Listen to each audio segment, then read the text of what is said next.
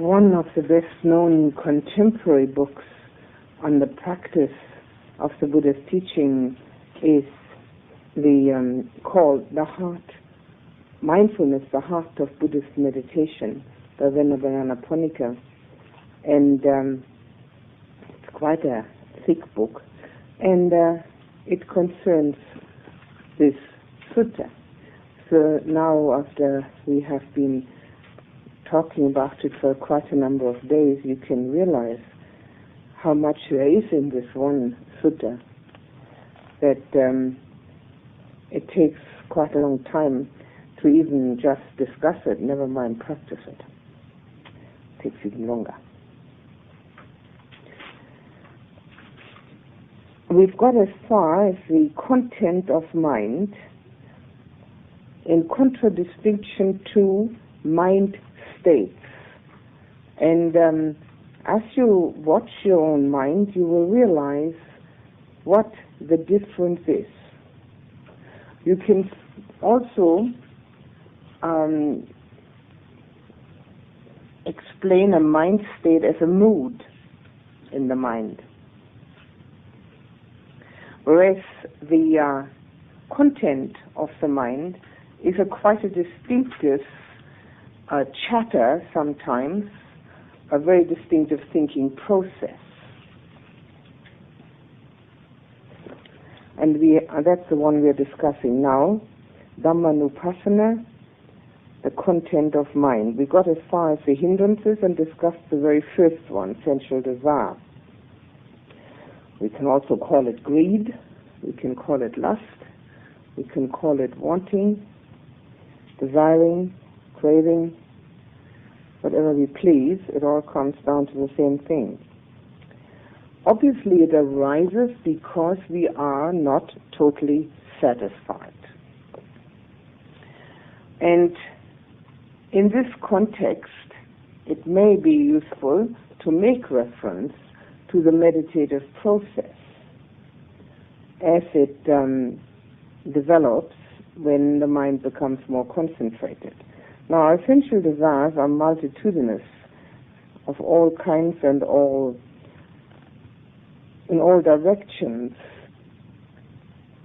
And the reason we keep on desiring is because we have the underlying conviction that should we ever get what we really want, although we might even know what we really want, we would be perfectly happy.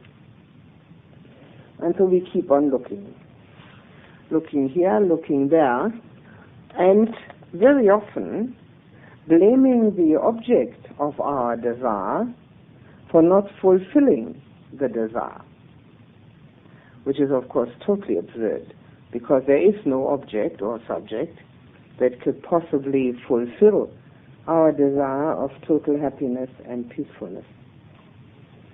In the context of our meditation, we come to the experience of the jhanas, the meditative absorptions. And as we experience them more often and possibly a little stronger than just at the beginning, we have a very significant and very important insight. Namely, that we can dispense with the desires for worldly things because they have not lived up to our expectations anyway. That doesn't mean that we no longer will enjoy a sunset,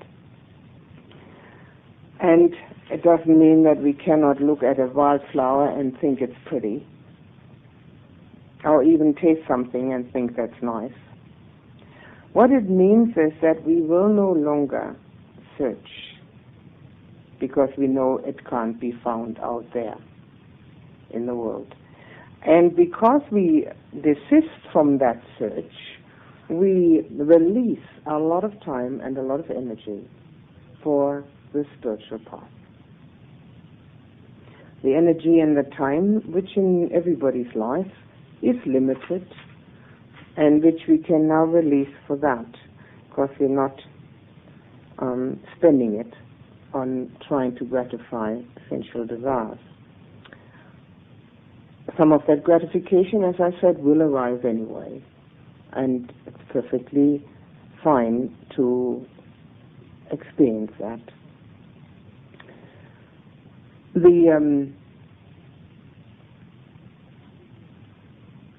In the meditative absorptions, the result of our depth of absorption is an inner condition.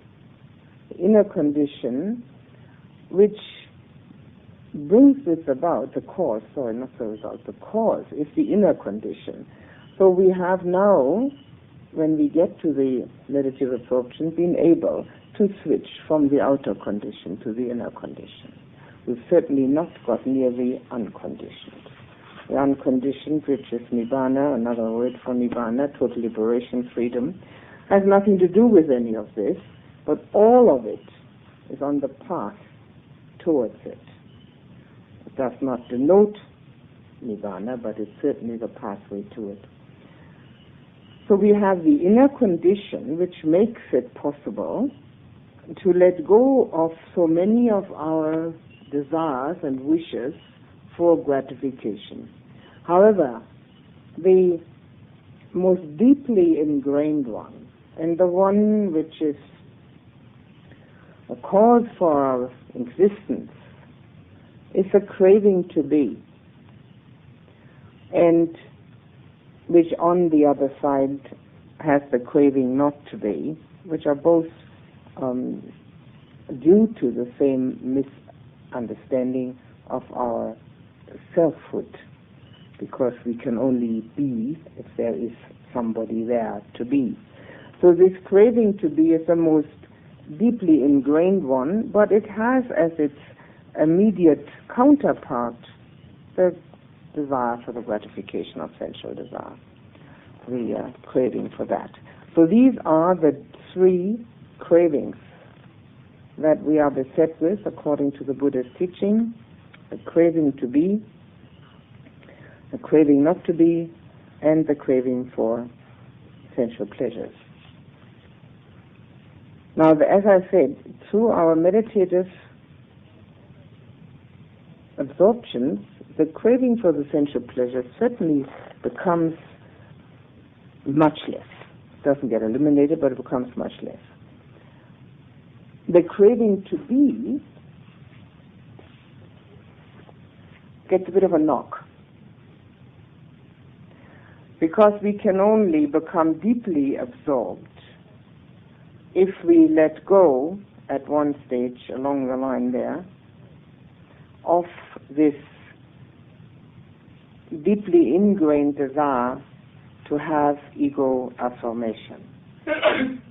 In the first three absorptions, we certainly have an observer, but we can only go into the fourth one if we have at least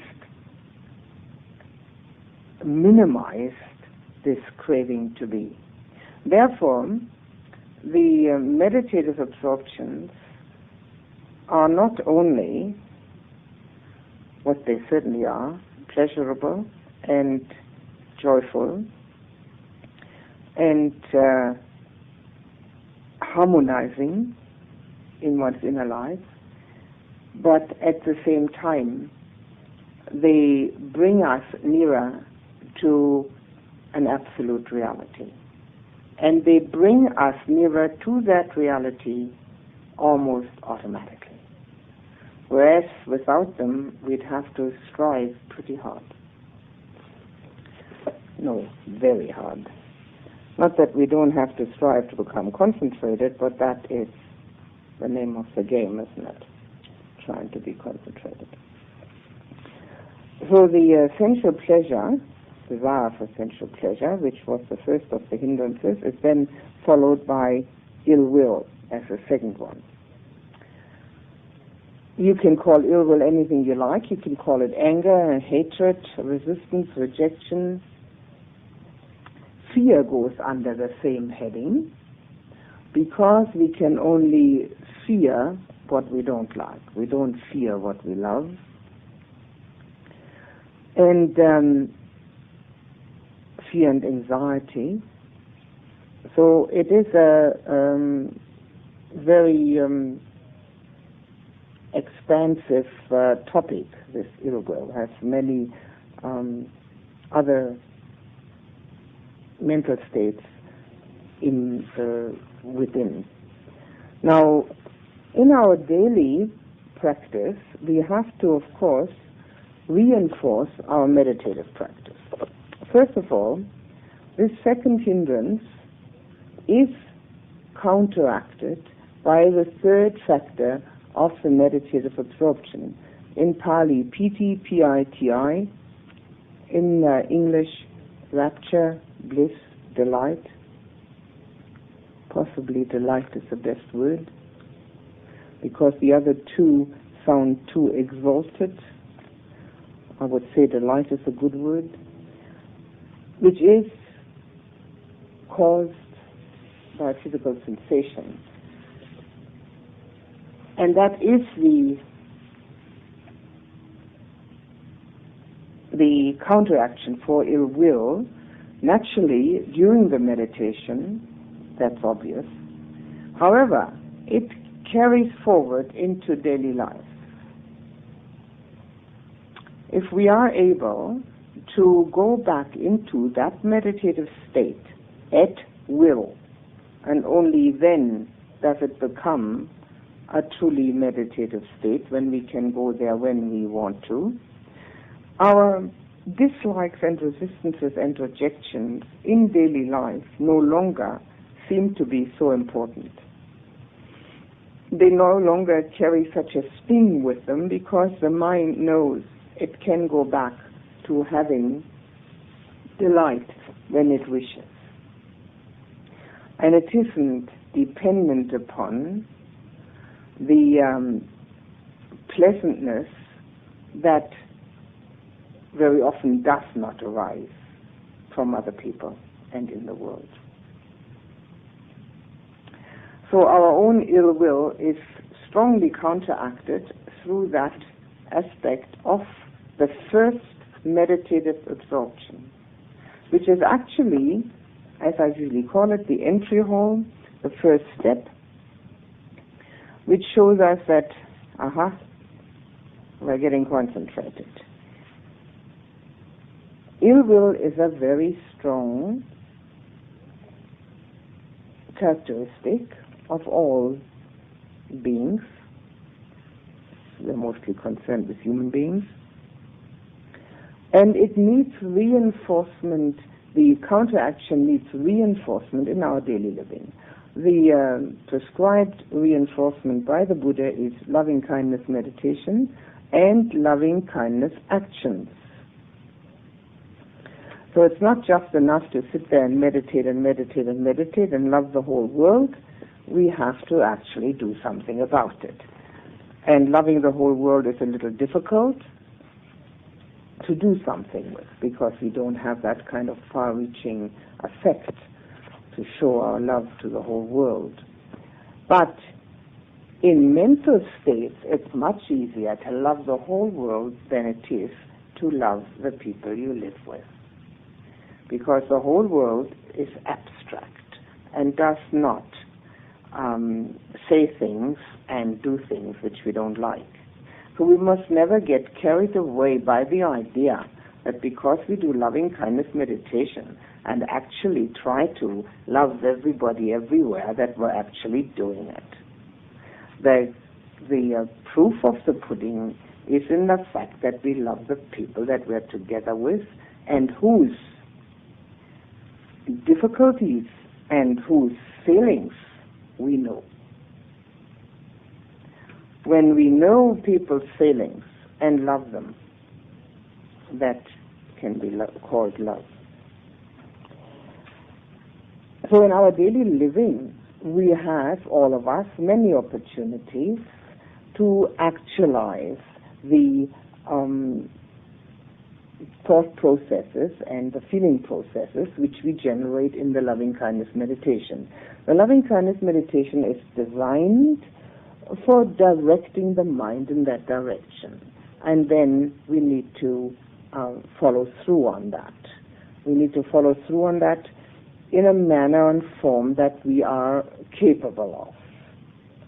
The warmth that we may generate in the heart through the meditative process is something that is very much in evidence when we can be with other people and show that to them. It's far more important to have that rather than to go about telling people, I love you, I love everybody. That doesn't sound very convincing usually. But the action of the love is an actual action in the heart, which people can very often become aware of. One of the manifestations of the thought process of the loving kindness meditation is one's willingness to be there for others, to give oneself, one's time, one's abilities, one's energy, and so forth, because all that are loving actions. All of that is in our daily possibilities to counteract the ingrained ill will that we have. It is said that people who have more ill will, more hate than greed, are those who will practice much better, because they don't feel very well. It feels pretty awful to have hate inside, and they're determined to do something about it. Whereas those of people who have more greed than hate feel pretty good, because very often they can actually satisfy those states of greed and desire, even though it's only momentarily. And they are, although they're easier to live with, it is said that they don't practice as well.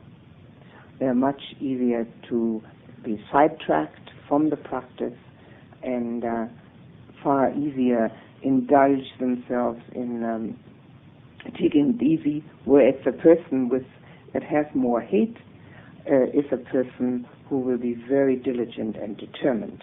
Now, these are generalizations which, of course, have all sorts of differences in different people.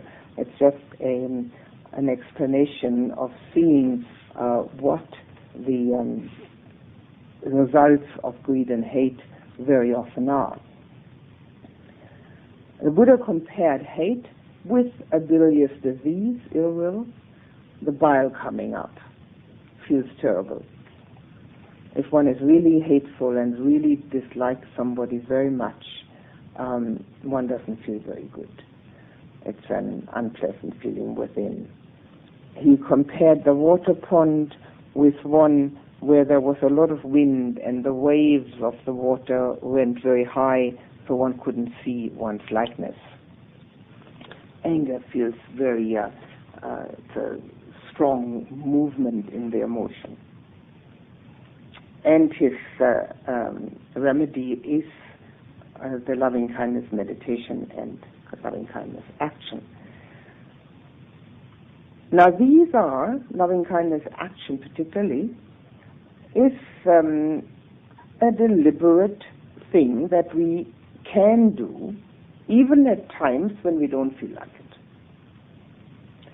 Just as we can meditate at times when we don't feel like it, and may have quite good results. It's the same with the loving kindness. If we have no feeling of lovingness towards someone, and yet we know very well that this is what needs to be done, it's very helpful to try and practice it as best as one can. Naturally, it's not going to be wonderful, it's not going to be perfect. Hopefully it does not deteriorate into hypocrisy. It is a matter of trying to change one's heart from the negative to the positive. Deliberate action. Whereas in the meditative process of the jhanas, which is a Pali word for meditative absorptions, and because it's so much shorter, I would now like to use it. It only has 2 syllables. In the jhanas, we have automatic purification. What more could anybody want?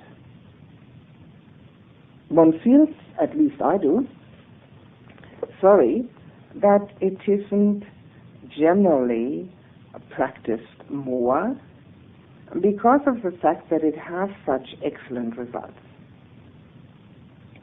Naturally, it is not an uprooting. I'd like to repeat that. I have said that before, but I'd like to repeat it. It is not an uprooting. It's a cutting down of the hindrances.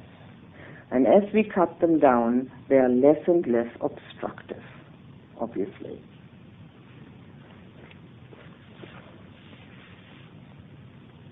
Our own inner well-being, because of this delightful state in the jhanas, is something that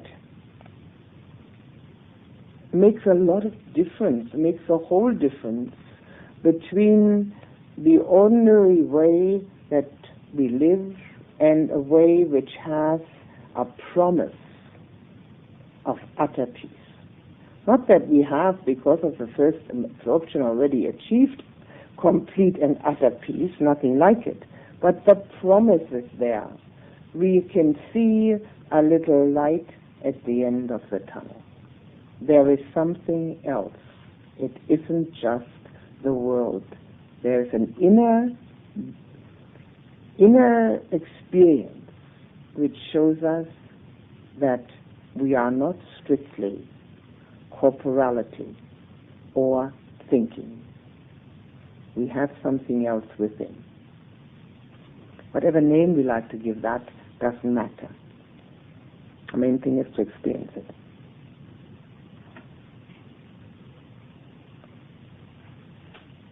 These are our 2 strongest hindrances, often mentioned as hate and greed, which together with the delusion, which was mentioned earlier, are the 3 roots of evil, which have as their counterpart the 3 roots of good. And hate obviously has as its counterpart love, and greed has its as counterpart generosity, and delusion has wisdom. So we have now covered these 2. The reason they are mentioned in detail here is that if we remember all 5 of them, we can use that as an demarcation of the content of mind. And very, very often, if not always, we can find that one of the 5 will actually fit one of the negative states that do come up. The 3rd one is lethargy and drowsiness. The drowsiness is in the mind, and the lethargy then comes in the body. We have 2 kinds of that. We have the one in meditation, and we have the one in daily life. If there's drowsiness in meditation, the whole meditation process will no longer work. And it can sometimes, although not often, be mistaken for some sort of concentration, because when we're drowsy enough, we can't think. And if we're not that drowsy that we're falling asleep, we might be mistaken to think we're concentrated. It's very easy to check up whether we have had drowsiness which prevented us from thinking, or whether we had concentration which prevented us from thinking. The check is this: after the meditation is over, if we feel extremely energetic, the mind feels light, and we are ready to even physically do some action, we've been concentrated. If we feel like going to bed, we've been drowsy and been hypnotizing ourselves. So the check is quite clear at the end of the meditation. If we want to go to bed, nothing has happened. If we're ready to jump up and down and tear the house apart and build it up new, we've been concentrated. The lethargy and drowsiness is compared by the Buddha with being in prison. When we're in prison, there's nothing much we can do, and we'll have to wait till the door is unlocked. The same is here. When the mind is in a state of fog, sleepiness, disinterest, lack of energy, there's nothing we can do. We have to wait till it passes.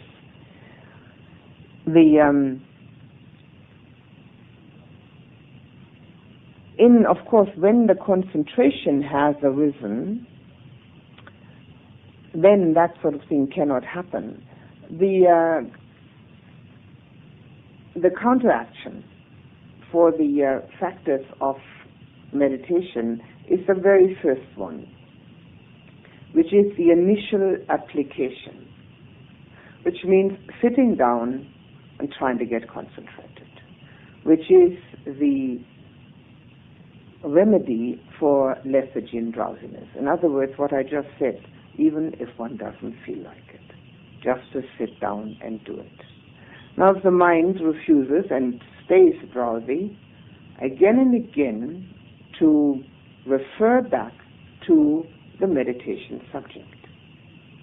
So whether we get into meditative absorptions or not has no bearing on this particular hindrance, because the actual fact of sitting down and trying to get concentrated counteracts this particular difficulty. And if it reoccurs, one has to start over again. The initial application. The initial application in meditation is often compared to hitting the gong, the actual first moment of hit. The continued application, sustained application, is compared to the sound which follows that sustained application, staying on it. Now, What are the Pali words? For what? The initial and sustained. I've heard them before. Do you want to have the Pali words for all 5 factors?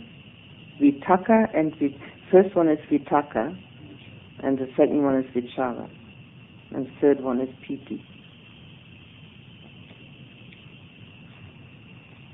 So the very first initial application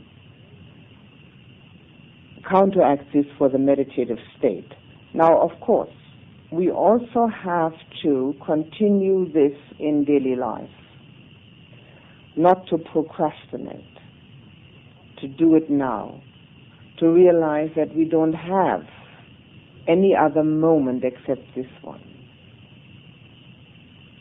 This realization of having only this moment is not to arouse stress and strain and worry and anxiety. It's nothing except the understanding that past and future are just concepts. The only reality is now. And if we use mindfulness to be in the here and now, there is no feeling of being pushed to do something. One just is in this moment. So in daily life we need to also use this mindfulness on the moment so that we don't get into this prison of lethargy and drowsiness. The Buddha compared the water pond with one that is completely muddy, like the mind feeling a bit muddy. Quite a good symbol for that. And in meditation, if there is drowsiness in meditation, he gave several remedies for that. One is to open the eyes immediately and look at the light, if one becomes aware of drowsiness, if it isn't too late already. To move the body to get the blood circulation a bit going. To give oneself a pep talk. Only now, not at another time. This is the best moment. Everything is laid on for me. I don't have to do anything except meditate. Why don't I do it?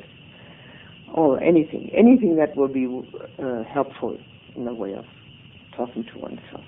And even standing up, if necessary. And if it is a situation where one can do it, instead of doing the sitting meditation, doing walking meditation. And primarily, not trying to do samatha, calm meditation, but at such a time when the mind is trying to get away from one, do insight meditation, because that can arouse interest again. See, the trouble with calm meditation is when one hasn't practiced very much yet, is the fact that the moment before falling asleep is exactly alike to the moment before becoming concentrated. Because one can only fall asleep when one stops thinking. There's no other way to fall asleep. You can't fall asleep thinking. You've got to stop thinking and then falling asleep. Same as with concentration. You've got to stop thinking to become concentrated. So a mind which hasn't practiced very long yet, for a long time yet, may think, no thinking, fall asleep now. It's the right time for sleeping. So one has to be very alert to that. So if the mind is already drowsy a bit and, has a bit of difficulty that way, in insight meditation that will not happen. In insight meditation there's a subject. There may be the subject of the elements, there may be the subject of impermanence, there may be the subject of the parts of the body, there may be a subject of mind states. Whatever it is, all of these are insight factors which we can use, and it is less likely to fall asleep then.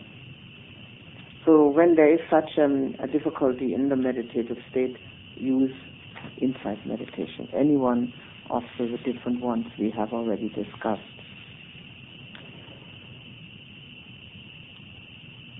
In daily life, it's a matter of remembering.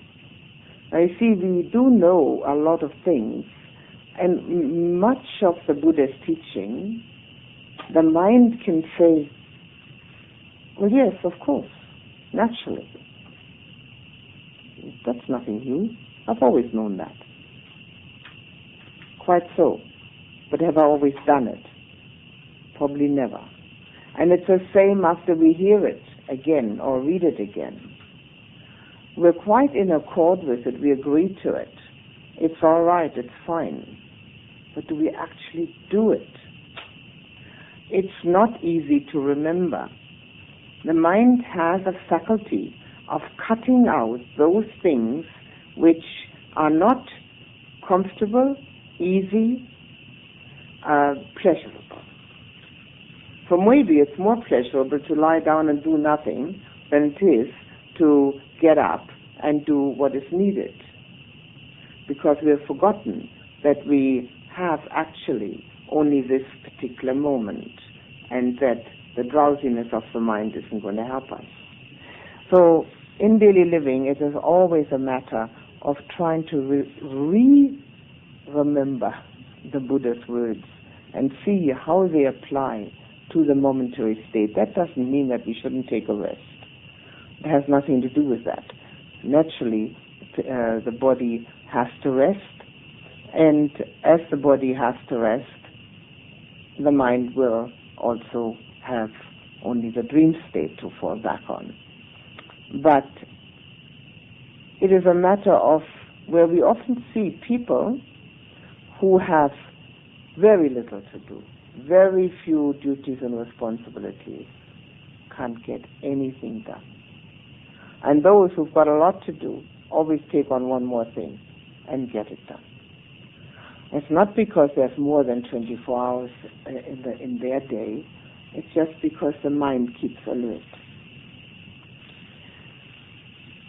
It also doesn't mean that we should be overly busy. It should mean that we use our time fruitfully. We don't have so much of it. And the older one gets, the less there's left. So to use the time fruitfully, that's all it means, in daily life and in the meditation. The fourth one of the hindrances is the agitation and worry. Restlessness and worry is often used instead of agitation, but they both mean the same thing. Now, restlessness is a very peculiar hindrance. It only goes with arahant, with total enlightenment. Even the non-returner, the third stage of enlightenment, still has restlessness, in a very minor way, naturally. But restlessness is a typical sign of wanting something, if it's strong restlessness, wanting something very badly, or wanting to get rid of something very badly. I know naturally, when that arises in the mind, meditation is hopeless. And the mind is completely restless. There's no way that the meditation can flourish. This is one of the unfortunate parts of meditation. We'd like to become very nice and peaceful and calm, but in order to become nice, peaceful and calm, we already have to be a bit peaceful and calm in order to even get to the concentration. So if there's a lot of restlessness in the mind, one of the things that one can do is try to repeat to oneself anything that one remembers about the Buddha's teaching. This is a very effective way when the meditation is not happening because of restlessness. Restlessness means that one wants something else. One doesn't want what one has, but one wants something else. And restlessness is very often connected to the past, to something that has happened in the past which one is not agreeing to, as something that one has either done or omitted to do, or that others have done or omitted to do. It's, again, when we notice it in ourselves, we can say, all right, finished.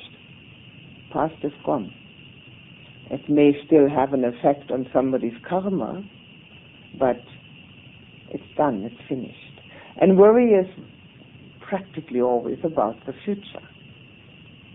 What am I going to do with myself? How is my life going to work out? Am I going to be able to do all the things that I'm intending to do? Am I going to be able to make good? All based on the ego delusion. Who is going to do what? And also the fact that the future does not really exist. It's a concept. I always say, and I'm sure you've heard me say this before, tomorrow doesn't exist. When it comes, it's called today. There is no such thing as tomorrow. It's only a concept. It's useful for making appointments, for arriving at the dentist at the right time. It's useful for catching planes, but it's useless in one's spiritual life. It just does not have any reality to it. How do we know what we're going to do tomorrow? We think what we're going to do tomorrow. But the one who is thinking today what he or she is going to do tomorrow is not the same person that's going to do it. We can never be the same person 2 moments in a row. So it has a utilitarian usefulness, the division of yesterday, today, and tomorrow, but it doesn't have any spiritual significance. On the contrary, it's counterproductive. And worry is always about the future. You see, now if you sit down and try to meditate, and you're worrying about the fact whether you're going to be concentrated, are you ever going to be concentrated? That's totally impossible, isn't it? No way. So all one can do is do it now and be done with it. And the restlessness is something which is very strongly ingrained.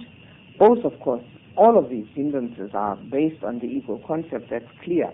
But restlessness in particular and worry are very much egocentric. They have a great ego concept in it. Not that desire and hate don't have that in them, but we very often put desire and hate outward. We want an object or a subject, or we hate an object or a subject. Whereas restlessness and worry just have nothing outside of ourselves. They are completely in the center of ourselves.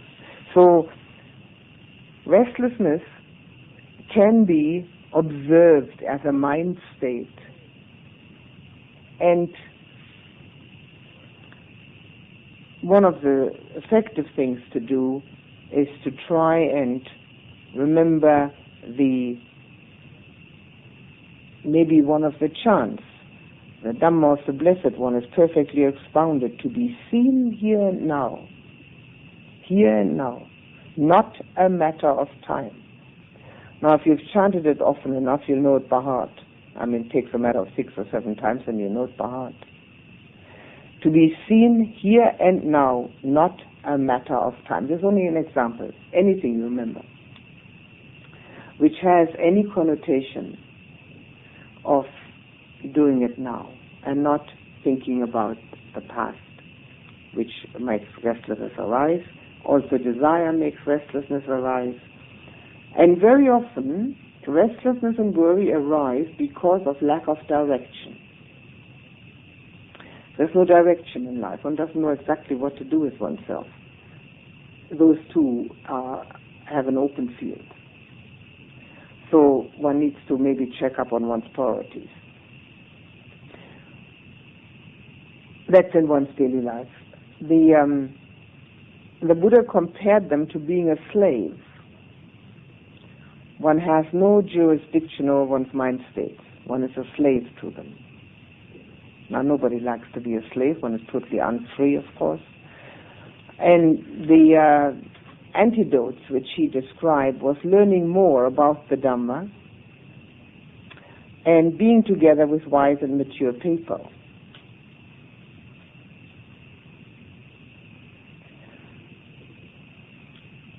The one antidote which applies to all 5 hindrances is noble friends and noble conversation.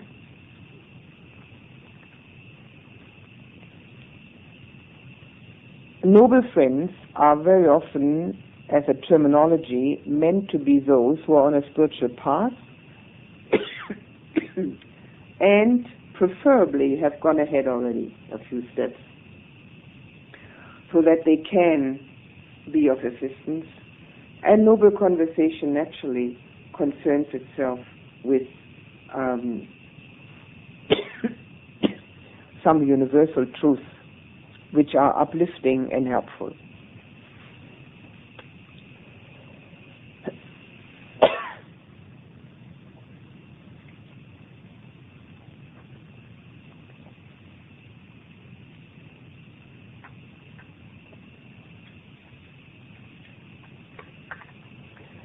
Here, with restlessness and worry, the Buddha mentions wise and mature people separately, again, from noble friends and noble conversations. So you can see how important the Buddha considers the fact of one's associations. They are mentioned at other times also in other discourses by the Buddha. In the Great Blessings discourse, he mentions also that one should always associate with wise people.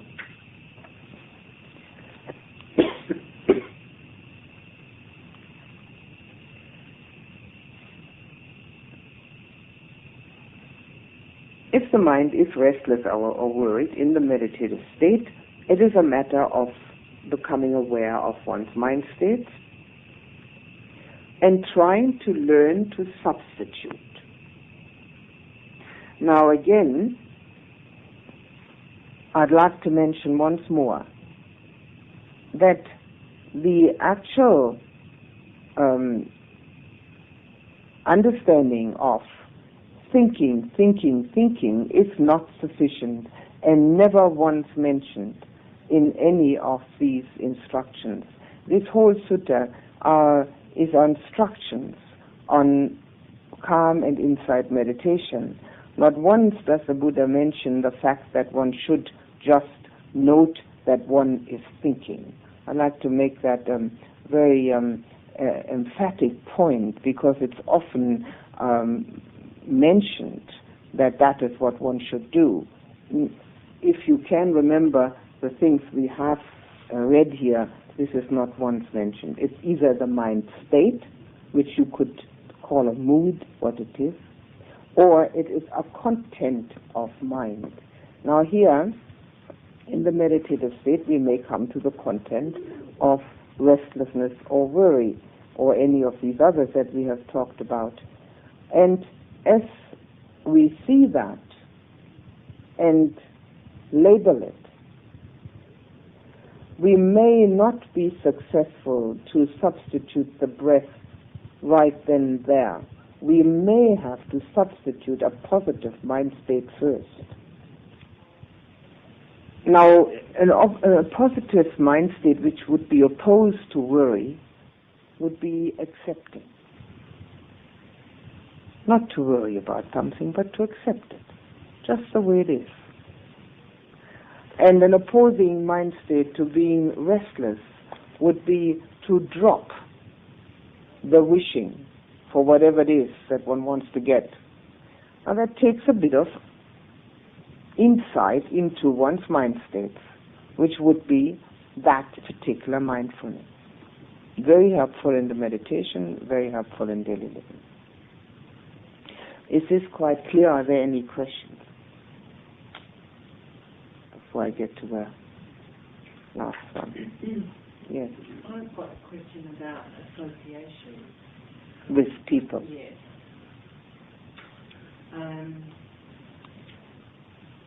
Sort of how to play it. I mean, okay, you may know that these certain people aren't helpful to be with, but that it's important to be loving and kind towards them when they come into your life. Mm-hmm. But then that can often get people the wrong impression, so they take advantage of that, or you find that you can be sucked into something that you rather wouldn't be. Mm. So what's the right way to play that kind of thing? Well, one has to be absolutely sure of one's own priorities. What are one's priorities? Is it the life in the Dhamma? Is it practicing? Or is it going about and trying to be kind to people? What is the utmost and utter priority? And if one has that quite clear in mind, it is not difficult to follow through. That doesn't mean that if one has as one's priority the practice of the Dhamma, that one is becoming unkind to people. But it does mean that one spends less time with people who have no interest in what oneself is doing. While one is with them, sometimes one is forced to be with them for reasons of family or duty or whatever it may be. Naturally, one tries to practice as much love and compassion as one possibly can, but the time element is one that would have to be investigated very strongly. It is also a fact that because we are not enlightened, we are easily swayed by others. And if we are together with people who think that meditation is a useless endeavor, that it means that one wants to spend one's time doing nothing, or worse, that one can, and that they are very happy with the things they are doing, and they want to also take part in that one may actually be influenced by that. So one has to watch these influences. It's not that one now believes meditation is so good, but one now doesn't do it because nobody else is doing it, and one goes with them to whatever they're doing. So one has to use a bit of discrimination how to spend one's time. And also one does find, I think, that birds of a feather flock together is quite a valid proverb, that one does feel drawn to people who do the same things. That's why people try to live in spiritual communities, and then of course get disappointed that everybody squabbles just as much as in the world. But that's only because they're not enlightened enough.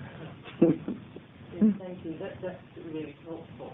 I just have one other question about, you mentioned earlier about loving kindness can generate into hypocrisy, and I'm just wondering, again, with difficult people, what is the wisest practice? If you feel like, I can quite easily take the personal out and relate to a difficult person without that.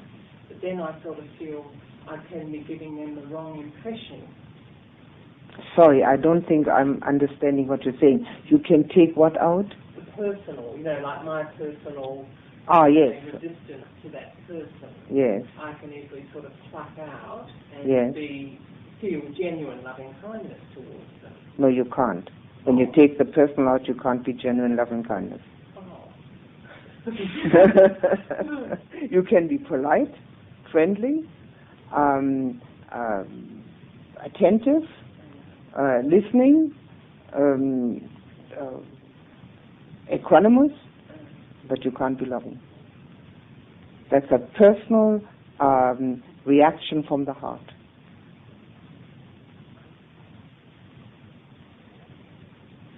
That's got to have the heart element in it. And you see, when you don't like somebody, which everybody has that opportunity not to like somebody, we're given that opportunity all the time. And then you realize, yes, but the Buddha said, I've got to love everybody, so what am I going to do now? You feel that dislike, and the first step is to realize that the dukkha I know about myself is in everybody. Whether that other person knows it or not has no bearing on the matter. Everybody has dukkha. Existence means dukkha. So the first thing is compassion. That they also have to go through birth, decay, and death. That is so universal and so true. It doesn't need any particular, special insight or anything. And when a little bit of that compassion arises, the dislike goes. And then as that, or it might not go forever, but it at least, dissolves at that time. It doesn't strong anymore. And then from that, one can have a personal feeling of at least being easy with that person, feeling harmonious with that person, even though there isn't a great love yet. That is not immediate. But to take the personal out completely would mean, if it would be effective, would mean to take totally out any dislike and be able to substitute with love. But it's got to be personal. Because if it's impersonal, that's if it is without person, not impersonal. If it's without person, well, that's an arahant. He hasn't got any problems like that, he or she. Or it never has dislike arise. Unpleasant feelings, yes, but no dislike. So it's not useful to take the personal out. Okay. So if you can be skillful then in relating to a person that you personally have difficulties with, what I'm concerned about is giving that person the wrong impression, because that's what I've tried to do with a certain person, and I've been taken advantage of because I have been like that, or maybe it's for other reasons, I don't know. But so what I'm trying to find out is, through trying to be skillful, have I given the wrong impression? Have I been hypocritical? Possibly. If the skillfulness is strictly concerned with saying the right thing at the right time and giving the right kind of impression, then it is hypocritical. What is that? If there's no feeling behind it. If it's feeling behind it, it's not hypocritical. It's got to have feeling behind it. If the feeling is there, there's no hypocrisy. And if the other person then is under the impression that one is very loving and kind to him or her, well, that's all right. There's nothing wrong with that. It's got to have the feeling behind it. The feeling is the crux of the matter.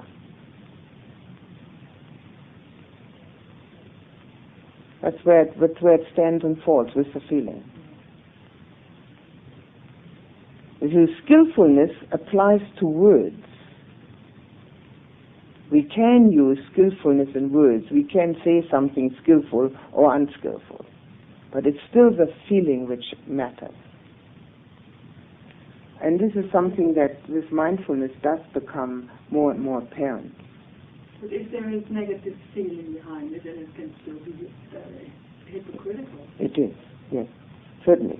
If there's negative feeling, even if there's no feeling behind it, it's hypocritical. All right?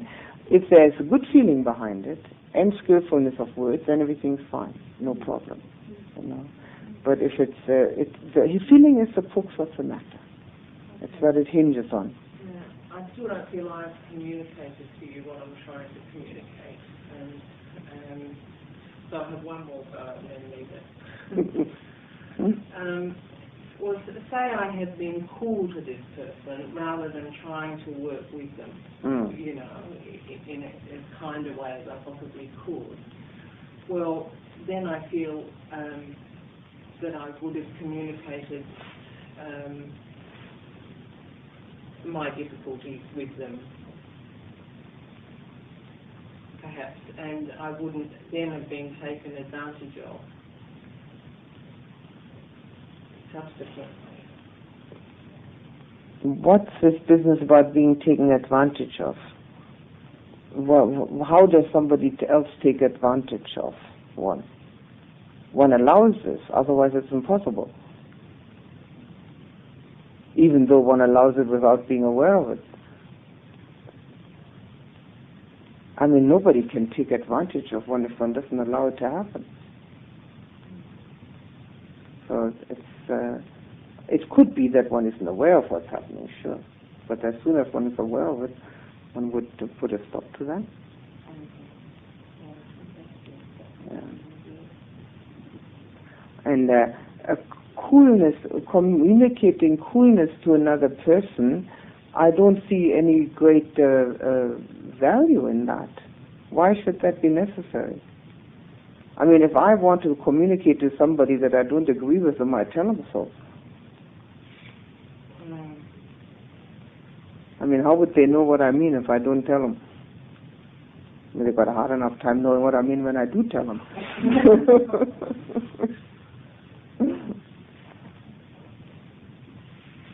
So if there's a disagreement, that doesn't prevent lovingness. Disagreements don't prevent lovingness. And most people it does, but it's not necessary at all. Most people think that when they disagree with each other that they can't love each other. This is a totally wrong understanding. So I think communication as clear as possible with words about such matters, and then the communication from the heart. You see, now the thing is, the whole crux of the matter is, the more loving one's heart is, the easier it is to communicate love. So the whole practice is to purify the heart to where it doesn't have any great difficulty, even with people who are not so wonderful. And when one has finally come to the conclusion that oneself isn't so wonderful either, then that also becomes a little easier. So what's so wonderful in this whole of existence? I mean, people do crazy things, granted. I mean, there's no doubt about it. We all have to do is read the newspapers. But it doesn't detract from our practice of trying to have a heart which is positive rather than negative. And as I was saying, in the practice itself, that even when we don't feel like it, to try and practice it means with feeling, with the feeling of the lovingness, not with the gestures, but with the feeling. That's where it all amounts to. Right? Okay. Yes. In practicing this counteraction through a word, you say first step is try compassion. With me, it seems that once I try that exercise, once there's compassion, automatically loving kindness starts. If they overlap, you can't see compassion level. So they're not completely distinct. No, that's quite right. But the reason I'm advocating compassion maybe as a first step is because it is sometimes, for many people, a little easier than try to think, oh, I've got to love that person, but in reality I can't stand them. It is it's as if you're miles apart. But when you think of all the dukkha that oneself has, and then all the dukkha that everybody else has, the compassion that arises makes it a little easier, and then the loving kindness follows suit. They are not apart, you're quite right. They are very much interwoven with each other. That's quite true. My question is also about loving kindness and the spiritual path. I was reading the book that you wrote on going nowhere and being nobody, or the other way around. And it was a chapter on loving kindness particularly. And it seemed at the time that it made a tremendous sense. It just seemed to resonate inside. And I wondered if in my own case, if opening the heart, opening the heart, yes, would be the end of the spiritual path, having a totally open heart. And the question then is, can loving kindness be a way and end in itself? Loving kindness can be a total open heart can be the cause for complete liberation, yes. But there is a step to be taken from that, which can come automatically or deliberately, either way. But loving kindness can be the cause for complete freedom, yes. But loving kindness in itself,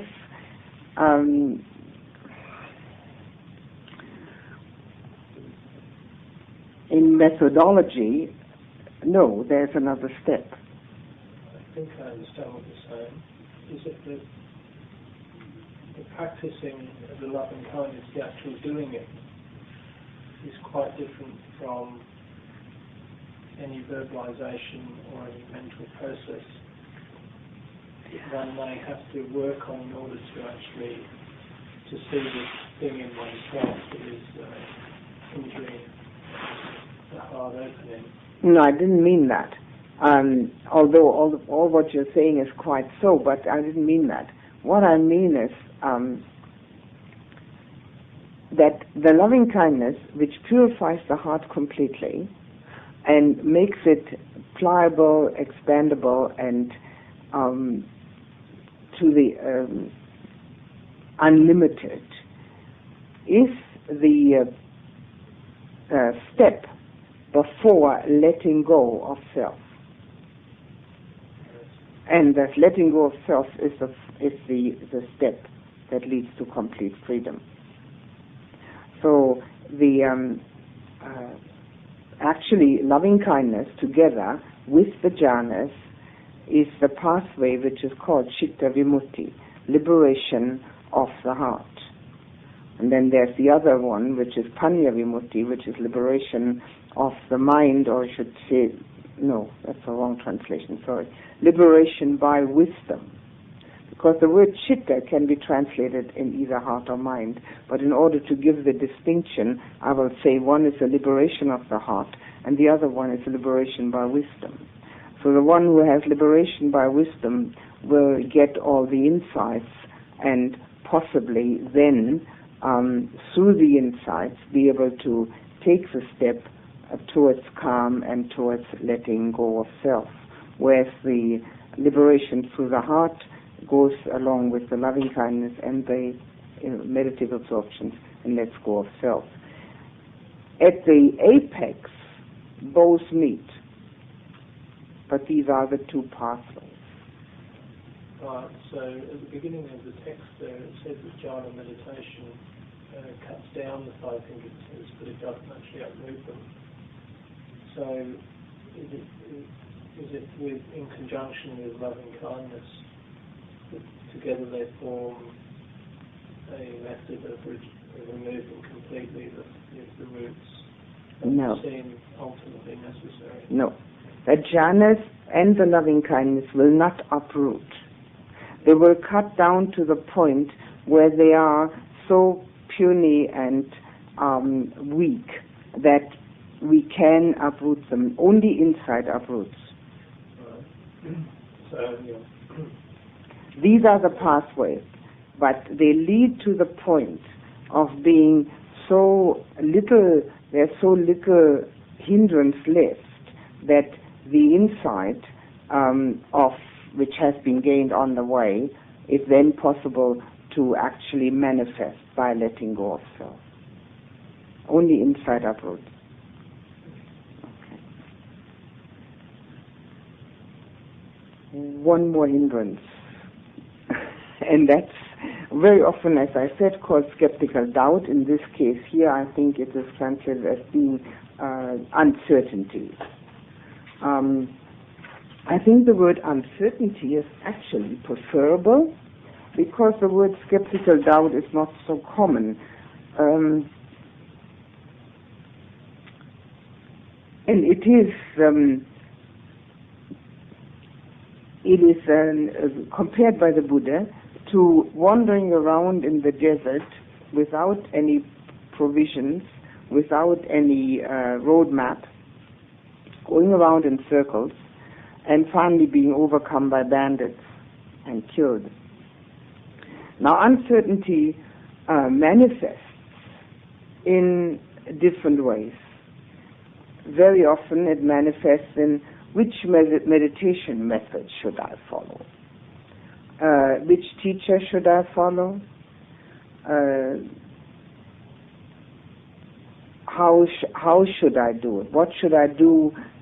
Should I believe this or should I believe that? These are very detrimental to practice because they take up energy and time and prevent one from actually doing it. There's nothing to believe, there's nothing to follow, there's only to do. The Buddha's instructions were always that one has to do it oneself, there's nothing to believe.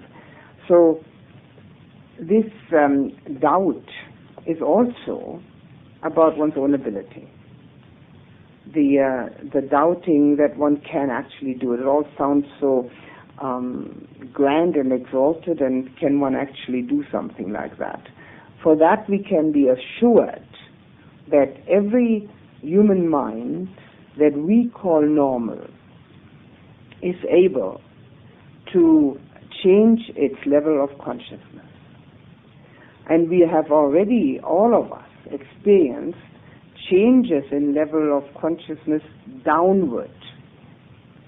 Why shouldn't we be able to experience levels of consciousness upward? Change is change. So self-doubt is not appropriate at all, and it's very, very detrimental to one's practice.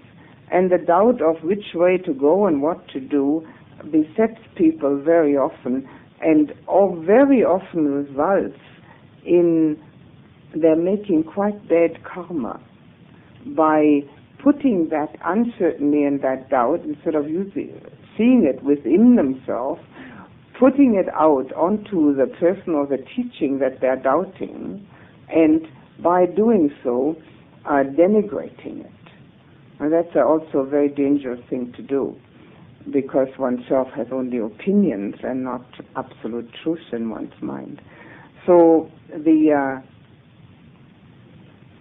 all uncertainty vanishes, all doubt vanishes when one has one's own experience. And the own experience only comes when one practices. And then there's nothing to worry about, because one knows. Now again, the Buddha gave as the antidotes in daily life against this skeptical doubt, that one learns more about the Dhamma and has wise and mature companions, and again also noble friends and noble conversation. He compared the water pond with one that was filled with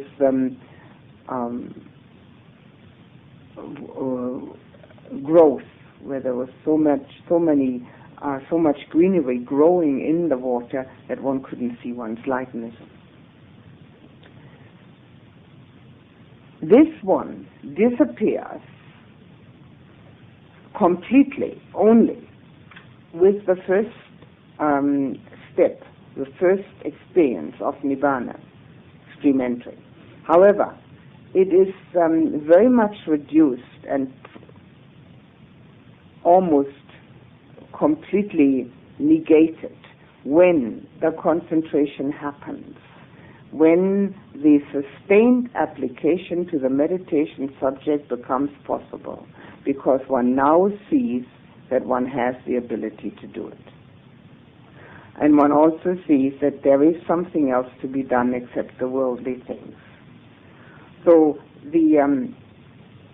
with this one here, with this fifth one, the fifth hindrance has as its antidote the second sector of meditation, when we become concentrated enough to have the sustaining of the initial sound of the gong, the sustained sound of the gong.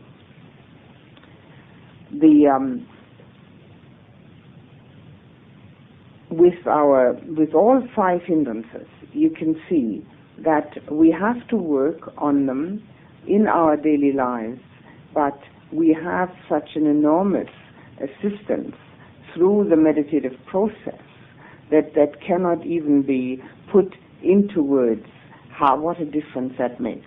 A person who practices meditative absorptions regularly can find so much change in themselves without having to ask anybody about it, that they become totally aware of being quite different from what they were. Not that and again I must say, they do not mean liberation or enlightenment, but they mean the pathway which facilitates and enables the continuation of this practice. As far as content of mind, the fourth of the foundations of mindfulness these 5 are the first ones that we can become aware of if we can remember them. If we can't remember them by their names, we can at least remember whether we have a negative or a positive content, and then we can distinguish very easily whether we're worried or restless or desirous or hateful. These are all skeptical. These things are easily seen. And as we see them, if we cannot go back to the meditation subject immediately, we may have to, as I said before, substitute with the positive aspect. So the uncertainty we can substitute with something of the teaching that we actually are already convinced of. Anything at all which we have either heard or read that we are already convinced of. The conviction which then helps us to overcome this uncertainty. Now, that takes care of the 5 hindrances. Any questions on that subject?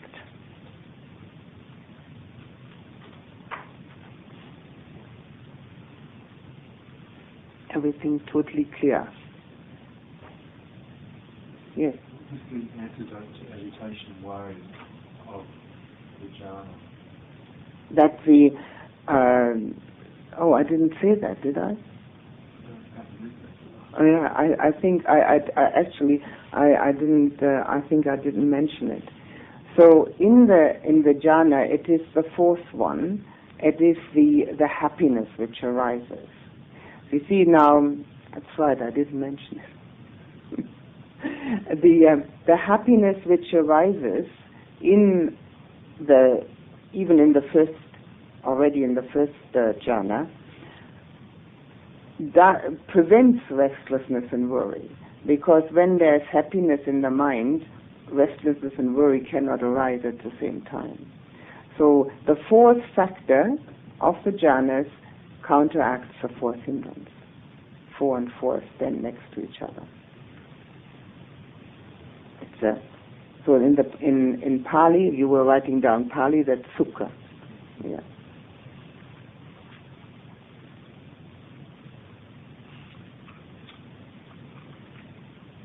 The 5 factors are vitaka, vichara, piti, sukha, ekagata.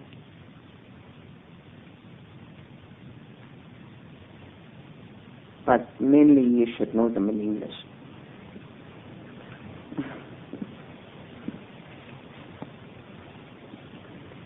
And in the first absorption, when it actually has happened, the most overriding factor is the delight, the sensation, the actual delightful sensation. The happiness which comes with it automatically is not as strongly experienced as the delightful sensation. The delightful sensation is its overriding factor. And the first 2, the initial application, sustained application, apply to all meditative states, not just to the absorption. And ekagata, one-pointedness, applies to all concentrated states. So that's the 5 factors. They all work against the 5 hindrances. Please put the attention on the breath for just a few moments.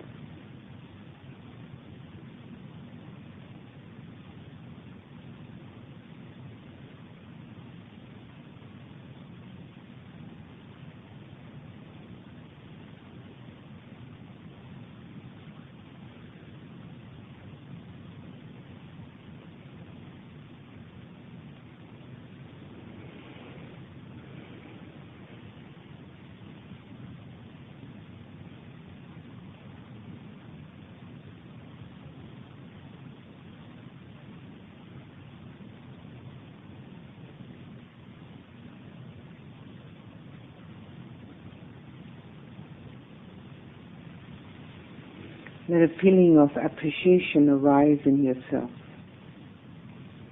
Appreciating your own efforts,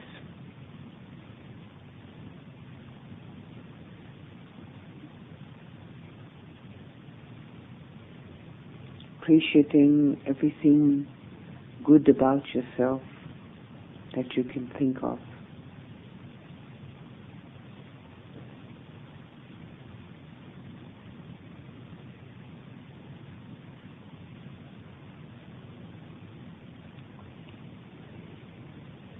Content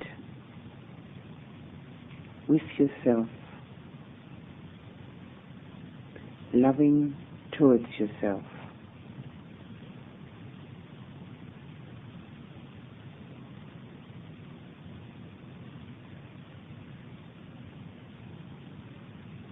Fill yourself with these feelings, surround yourself with them.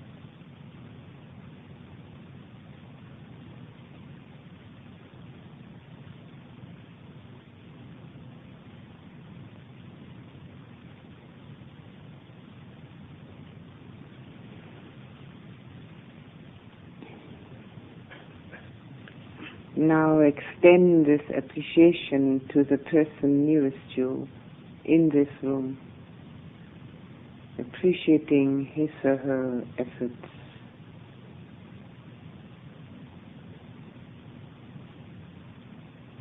her presence, his presence.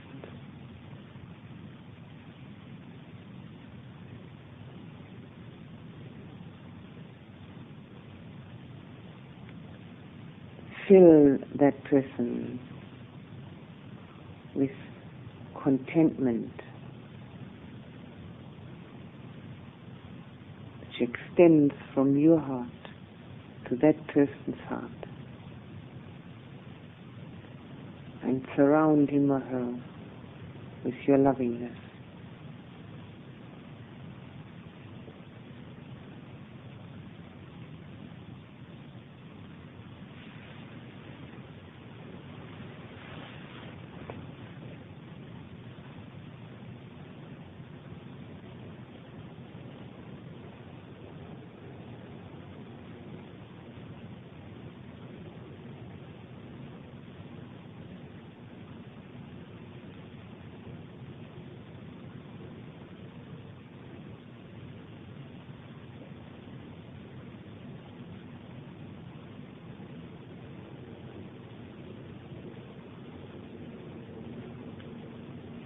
Now extend your appreciation to everyone here.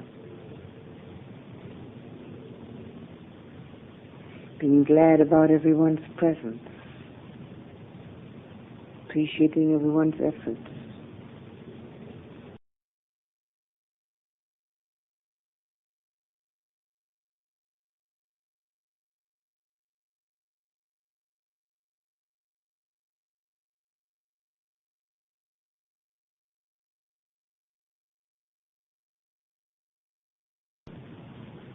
Being glad about your companionship with everyone here. Fill each person with that appreciation, with your contentment. Surround each one with your lovingness.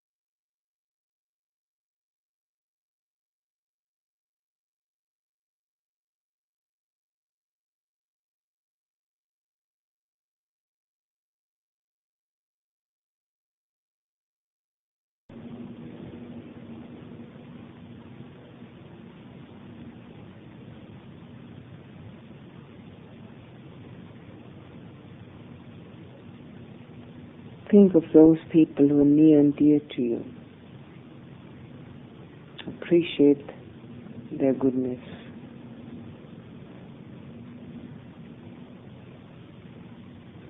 Their presence in your life. Fill them with your appreciation and your contentment. Embrace them with your love.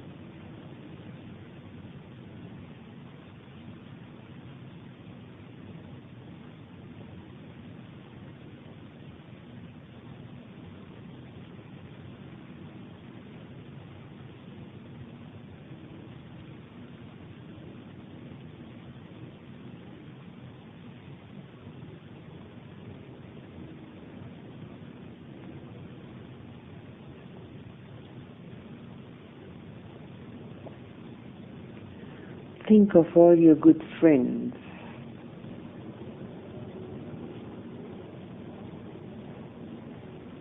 Appreciate their presence in your life, their friendship. Fill them with your appreciation.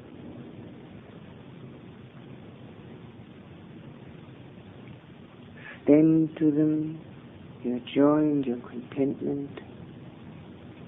Surround them with your love.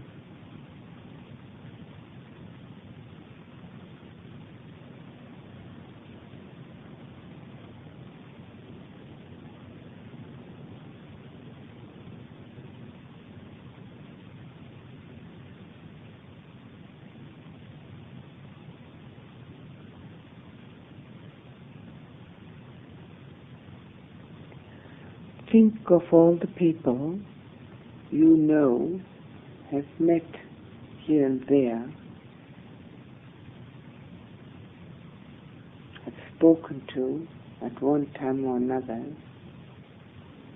Think of as many of them as you can. Let them arise before your mind's eye.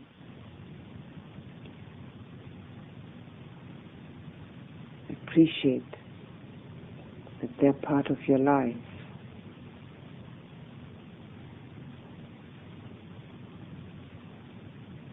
That they're trying to make a good human life for themselves. Fill them with your appreciation.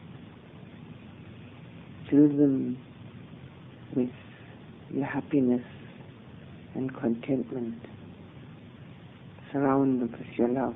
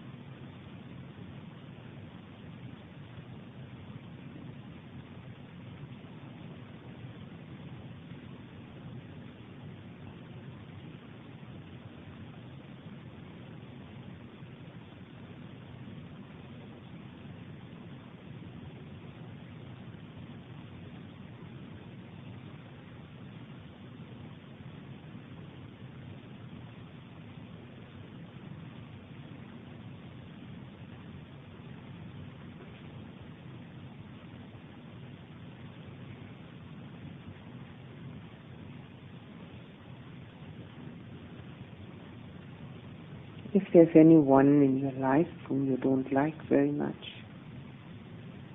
reach out to that person too with your appreciation of that person's efforts and struggles.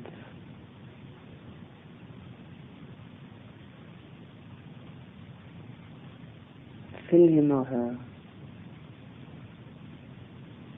with joy and contentment, and surround him or her with love.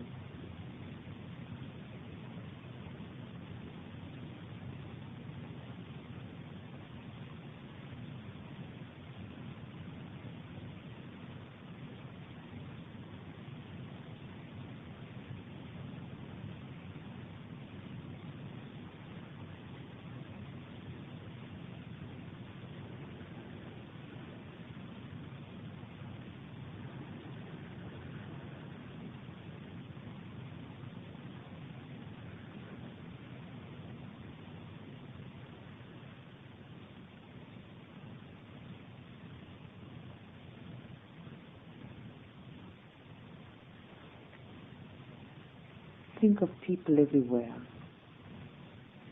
appreciating their hardships, their difficulties, their dukkha, and their efforts not to despair, their efforts to live a good human life. Let this appreciation of others reach out from your heart as far and wide as it will go, filling beings near and far with joy and contentment,